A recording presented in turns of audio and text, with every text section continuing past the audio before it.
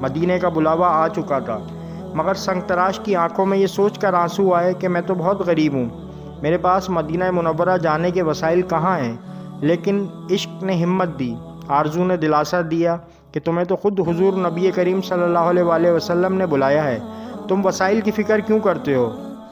چنانچہ دیوانے نے رخت سفر باندھا، اوزار کا تھیلا کندھے پر چڑھایا اور پور بندرگاہ کی طرف چل پڑا۔ ادھر پور بندر کی بندرگاہ پر سفینہ مدینہ تیار کھڑا تھا، مسافر پورے ہو چکے تھے، مگر عجیب تماشا تھا کہ کپتان کی کوشش کے باوجود سفینہ چلنے کا نام نہ لیتا تھا۔ اتنے میں جہاز میں سے کسی کی نظر دور سے جھومتے ہوئے آتے دیوانے پر پڑی۔ لوگ سمجھے کہ شاید ایک مسافر رہ گیا تھا۔ جہاز گہرے پانی میں کھڑا تھا، دیوانے کو لینے کے لیے ایک کشتی آئی، دیوانہ اس کشتی کے ذریعے جہاز میں سوار ہو گیا۔ اس کے سوار ہوتے ہی جہاز جھومتا ہوا مدینے چل پڑا، نہ اس سے کسی